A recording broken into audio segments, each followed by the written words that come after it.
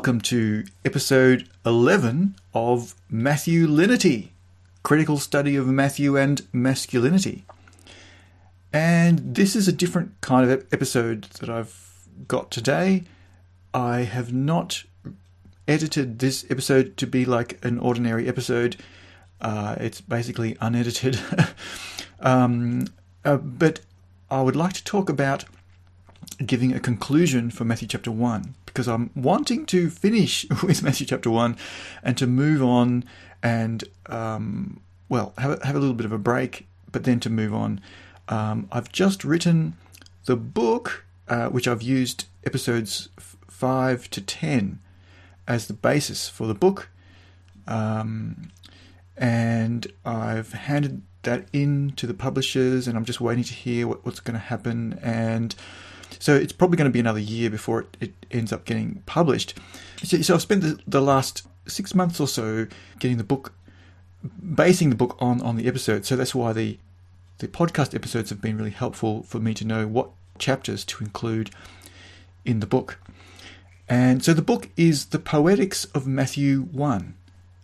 And the subtitle will be The 5 References to Mothers and Other Patterns. And the reason why it doesn't talk about masculinity in the title of the book is because the approach, the method is about working out the poetics. How does it work? Like how does Matthew chapter 1 operate? How does it fit together? How does it work? What's going on? That's the poetics, the makings of it. How is it made, and what is it achieving? What's basically the word poetics is a really succinct way of getting to all of those kinds of questions. And it just so happens that patriarchy is a theme that is it's themed around the theme of patriarchy. It's a patriarchal theme in Matthew chapter 1. And so it brings up a lot of issues about masculinity and elite masculinity and challenging patriarchy. That's the way that it's operating in Matthew chapter 1. That's how it works. And so when I started studying the poetics and seeing that seems to be the main theme of the first chapter of Matthew, then it made sense that the podcast would put that in the title, Critical Study of Matthew and Masculinity, to remind me to not forget, to keep an eye on what's happening in relation to the men in the story, how they're being portrayed, how they're being critiqued, what's going on with the bigger picture. How is Matthew chapter 1 introducing the main themes of the book? So my interest is in poetics, but it just so happens that Matthew is the poetics of Matthew is about how does the heavenly kingdom, with the heavenly patriarch, how does that arrive on earth so that the kingdom of God comes to earth? That's seems to be what Matthew is very interested in, the overlap of heaven and earth, and how does heaven's kingdom, the greatest kingdom of all, how does that arrive on earth, and how did the Messiah arrive? Is the first chapter is how did the Messiah arrive? What was it that enabled the Messiah to arrive? And it's looking at a patriarchal theme, and then showing the clash between patriarchal agendas of the human patriarchs with the heavenly patriarch, and the incompatibilities there, and that it's the moments where the human patriarchs are not determining their heirs. They do not have the prerogative to determine that particular heir. Those in 5 cases, that's highlighting what enabled the Messiah to arrive.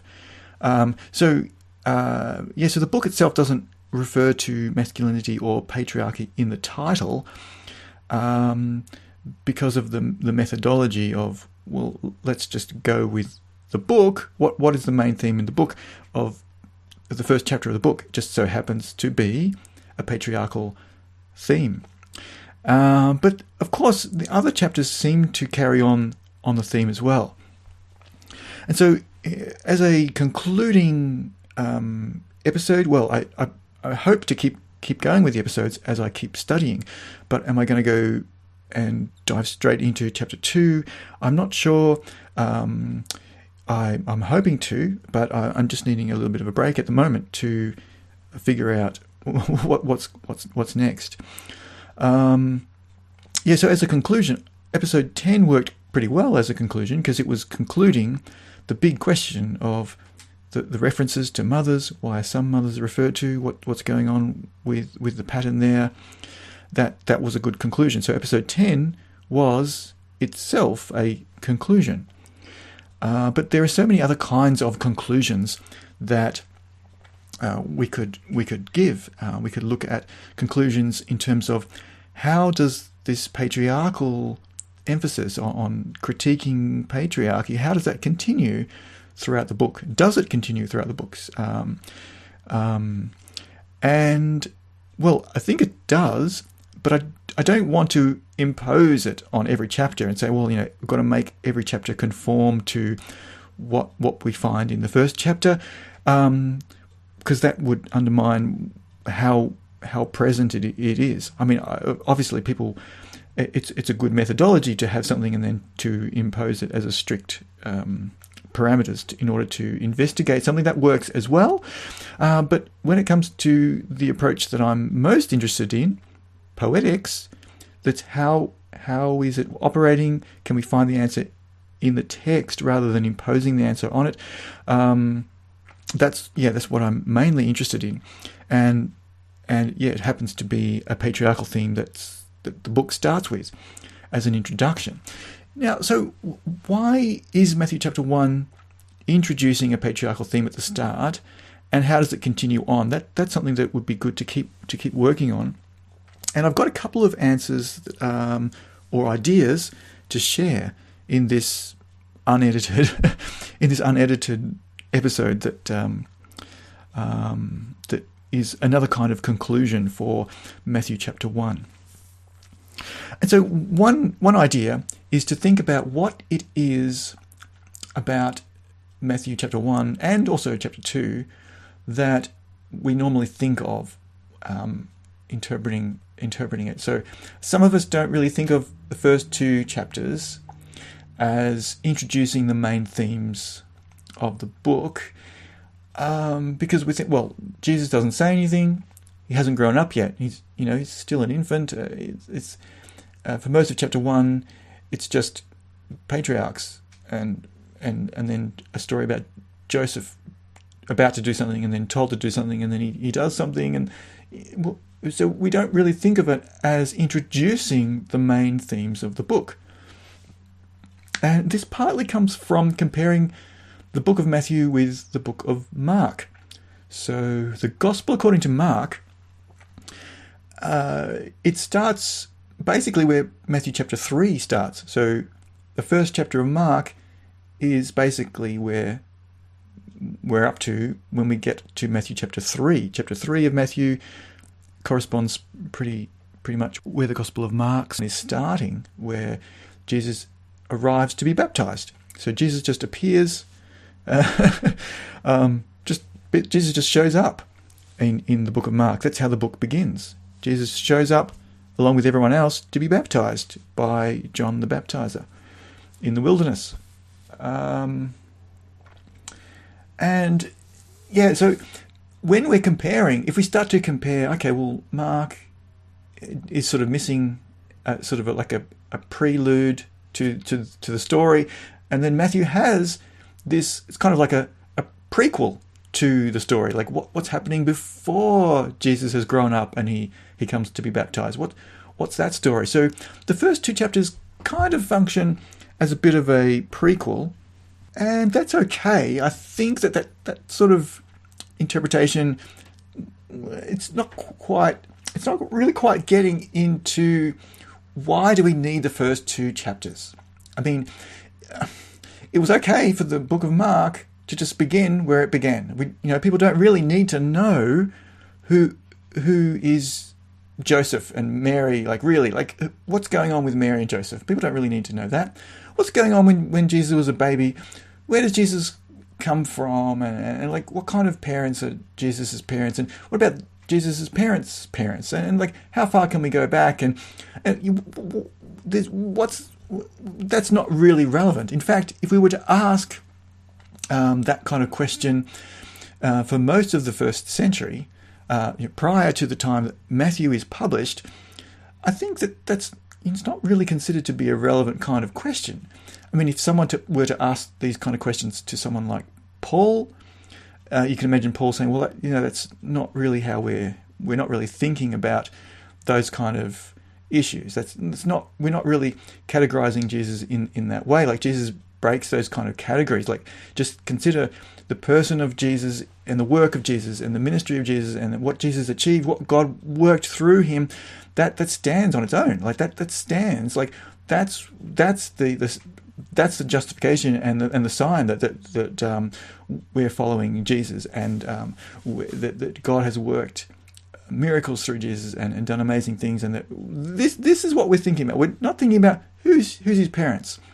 If someone says, "Well, I'll consider this Jesus fellow if you can prove where he came from. Like what kind of places did he come from? Where was he born? Who was his parents? Tell me about his father and his lineage." Like that's kind of the way that Matthew has traditionally been interpreted. That Matthew's trying to prove these kind of sort of demonstrate. Oh yeah, well Jesus comes from the right kind of places. Yeah.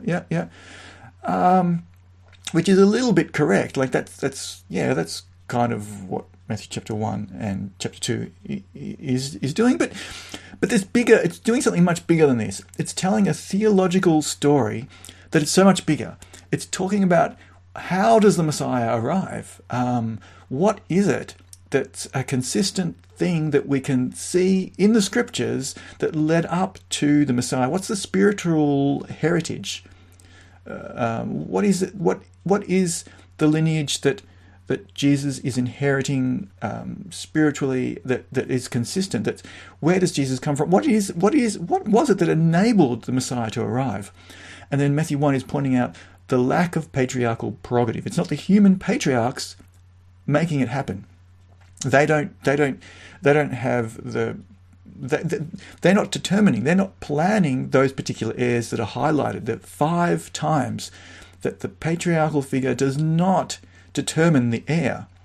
So Judah, Salmon, Boaz, David, and finally Joseph. These are cases where the human patriarch is not determining the heir. So the patriarchal privilege in human patriarchy, it's not what brings the Messiah. That's not what brings the Messiah. In fact, it's the opposite. It's when that's sidestepped, it's when it's challenged and critiqued, and it's not determining the way that things go, that it allows the heavenly kingdom, the leader, the final heir, the Messiah himself, to arrive. So this is really important. This is not just trivial things. It's telling a story. So if we're thinking about, okay, well, if this is what enabled the Messiah to arrive the first time, what about Jesus coming again? Like Jesus arriving again, the arrival of the Messiah for a second time, to finish the task of bringing the kingdom fully on earth as in heaven. Like how will that happen? And usually the New Testament writers wouldn't want to give a timeline, a schedule. It's not within human understanding and human planning to make it happen. Matthew chapter 1 says, well, the first time it's not humanly planned out. Like that's the point of verse 17, is it's beyond human planning. In hindsight, humans can look back and go, oh yeah, we can see a divine pattern. We can see the providential pattern playing out now that it's all been explained and now that it's finished. But it's not something that you can plan out in advance and say, oh yeah, this is how the Messiah is going to arrive at this point in this way, and then humans are making it happen. Humans are invited to participate. Well, the patriarchal figures in Matthew chapter 1 are either consciously or unconsciously cooperating with bringing the Messiah, but they're not. But it's the times when they're not deliberately having their own agenda to make it happen that makes it happen. So it's showing a clash between the two kingdoms in terms of human patriarchy.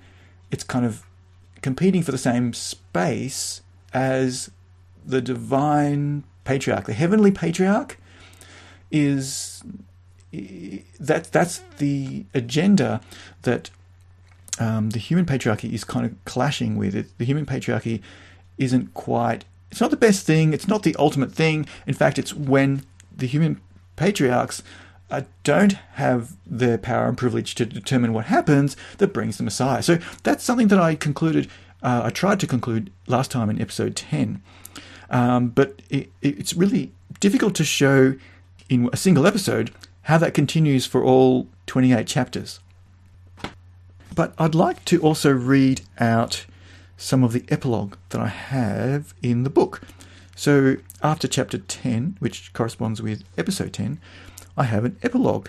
So I'd just like to read a little bit from the epilogue. I won't read the whole lot, but it's just got a few ideas of some other things that are continuing on from Matthew chapter 1. So, for example, Jesus' lineage is never claimed by Jesus elsewhere in the book. And we might think, okay, well, that's sort of this idea of, oh, well, it's just a prelude. You know, it's not really introducing the main themes of the book, because Jesus never tries to win an argument by referring to his Davidic lineage. He's not trying to claim an elite pedigree to win an argument. In fact, when Jesus wants to demonstrate that the Messiah might be Lord of David rather than Son of David, he seems to be undermining the whole idea of proving a Davidic lineage. So this is interesting because, well, how does that fit with Matthew chapter 1? Well, one way to look at it is that Jesus is like Joseph. He's dad. So he's adoptive dad or foster dad. I'm not sure what people. There's so many different terms to describe the relationship between Jesus and Joseph. So the guy who was known to be Jesus's father, because Joseph doesn't claim what he could potentially claim. He could have potentially claimed to have access to Mary as his wife, and her child is his child, but the story depicts Joseph as not trying to claim what he could potentially claim, and so again, Jesus is depicted as not claiming what he could potentially claim. In Matthew chapter 2, it's interesting that the Magi come to honor the infant Jesus as if he were the new king over Judea, but not because they know something about his genealogy, but it's because they know how to read the signs in the sky, and they see his destiny written in the stars. So it's via a heavenly means rather than according to a biological lineage. So this is continuing a similar idea from Matthew chapter 1. And then again in Matthew chapter 3, we've got the similar idea again, where John the Baptist is comparing the ordinary Jewish folks. He's baptizing them, but he's a little bit uneasy about baptizing the Sadducees and Pharisees who come to him. They seem to be self-assured of their position, of their status, and just expect that John might just validate the position that they have. And John the Baptizer he's kind of saying, well, that's not how it works. Status isn't something that you claim for yourself. That's not how it works. So heritage is not something that's self-claimed. It's not a biological entitlement. God can raise up children for Abraham from these stones. So the idea of that it's not biological paternity that produces heirs of God. So this is continuing again the idea from Matthew chapter 1, in which it was not biological paternity that produced the final messianic heir. Also in Matthew chapter 3, Jesus' baptism is narrated in verses 13 to 17. So John the Baptist seems to have figured out that Jesus is the one they've been waiting for, to lead the people with the Spirit and fire.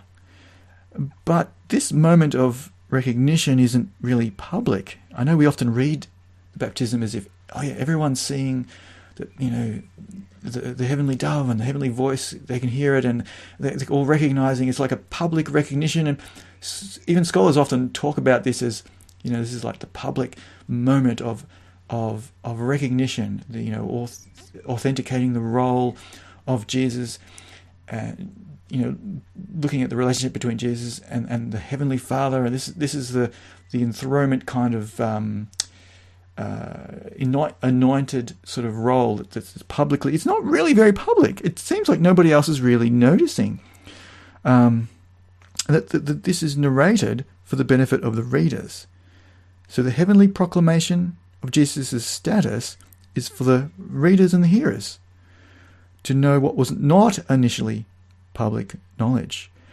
So this continues the idea from Matthew chapter 1, in which Joseph is revealed things that he already knows he's not the father, but nobody else is revealed what's going on. Nobody else in the story, apart from Mary and Joseph, know that Joseph's not the father of Jesus.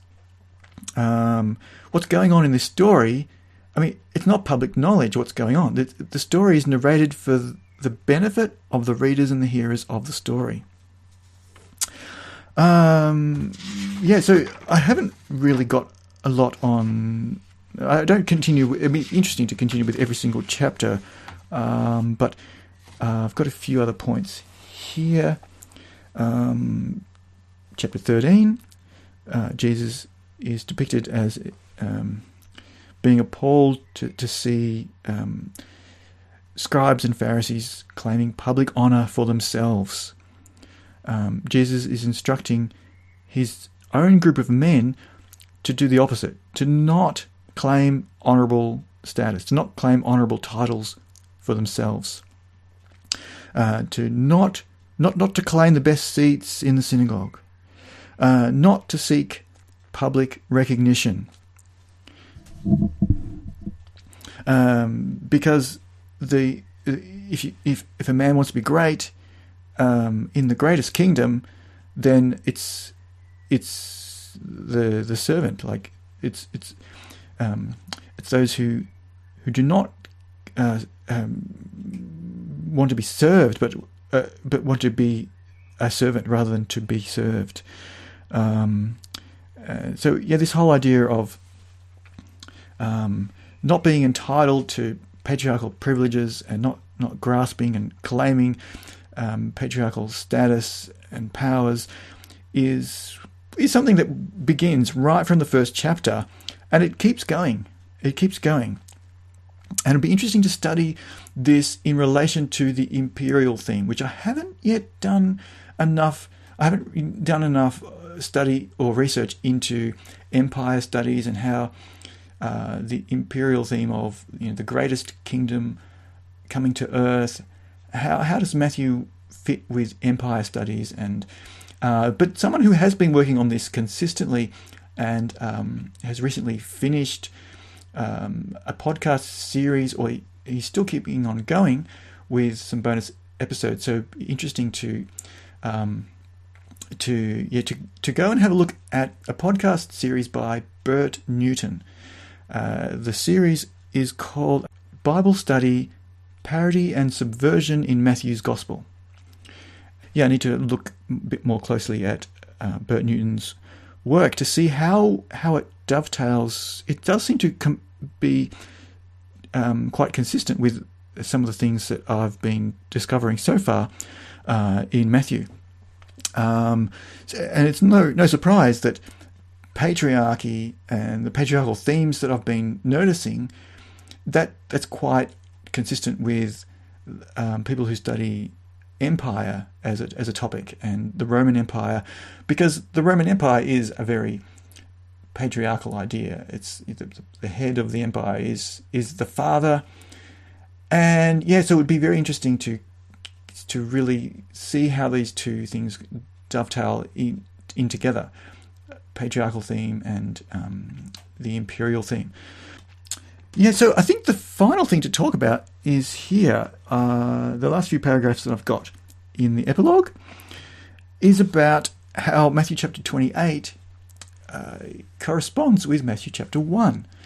And it's it's not in the way that people have usually thought, but the idea of the Gentile theme that people normally talk about, which people usually accredit to the references to the mothers as being a Gentile theme, but it's not the reference to the mothers, as I've hopefully been able to demonstrate. That's not the pattern. But it does fit with the reference and his brothers. So I'll just read out what I've got here in the epilogue. In Matthew 28, a somewhat genealogical context returns. The expression "and his brothers" had appeared twice in Matthew 1, in the first and second groups of ancestry, so verse 2 and verse 11. Other than these two references, the genealogy in Matthew 1 is strictly lineal. Lineal is the father-son sort of progression. So basically, when it says "and his brothers," it's diverging from being lineal or vertical line to being horizontal, branching out. It's hinting that "and his brothers," that there's a horizontal branching out, that we could follow up what's going on with the brothers, like what families do they have. We could think of the genealogy at those points as diverging, or it's hinting that we could diverge, we could branch out at those points. The expression hints at other potential horizontal lineages branching out from the said heirs. It indicates that there are 2 points in the ancestry where we might think about other genealogical branches branching out. Why would a strictly patrilineal genealogy twice hint at shifting from a vertical line ancestry to a horizontal line ancestry? We can compare the two references. So then I compare the two references. So verse 2 says Jacob produced Judah and his brothers. Verse 11 it says Josiah produced Jeconiah and his brothers. And both references seem to be connected.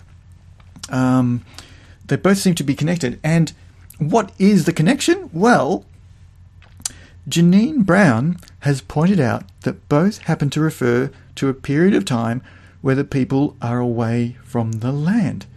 It was Judah and his brothers who migrated to Egypt. And that's not really pointed out, but because it's linked with verse 11, where it does point out the migration. So there's the forced migration to Babylon at the time when it refers to Jeconiah and his brothers. So is this a coincidence? Like, is it just a mere coincidence, or is it more than just a coincidence that we've got these two points where it says "and his brothers," both referring to the point in time where there's migration happening? So the first case is the migration to Egypt, and the second case is the migration to Babylon. It seems to be more than just a coincidence. So both of them are points where it's genealogically indicative of the horizontal branching out, as well as geographically branching out. And this is what we find in Matthew chapter 28.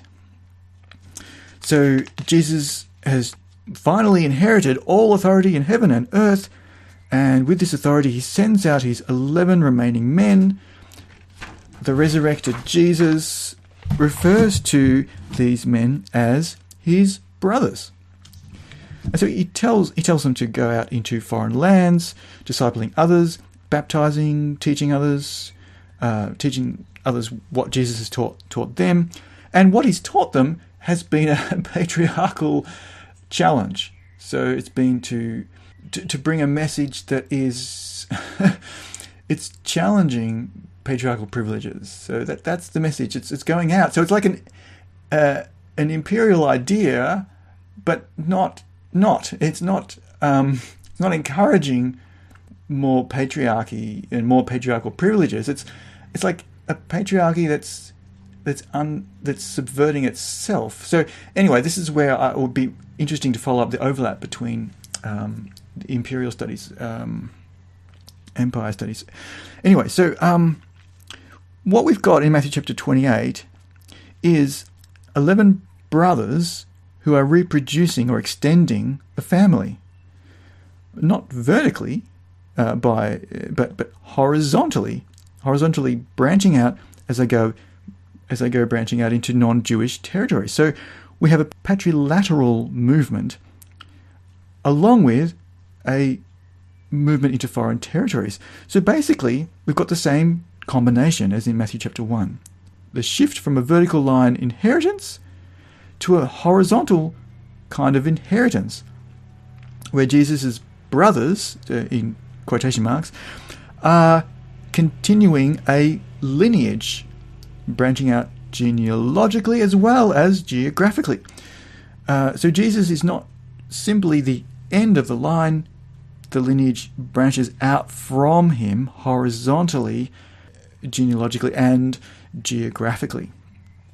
Yeah, so I think people will find that helpful, hopefully helpful, that that's how the theme, because usually people have guessed there's some kind of Gentile theme somewhere in the first chapter. Well, it's at those points where, as far as I can tell, where it says, and his brothers. That's the points which connect with the final chapter where the disciples are discipling, and it's using familial language, his brothers who are reproducing horizontally, extending the family horizontally. So, yeah, hopefully that helps people to understand one of the ways that the final chapter continues Matthew chapter 1. There's an important aspect. Well, and his brothers was a very minor theme, which didn't really get picked up until the final chapter.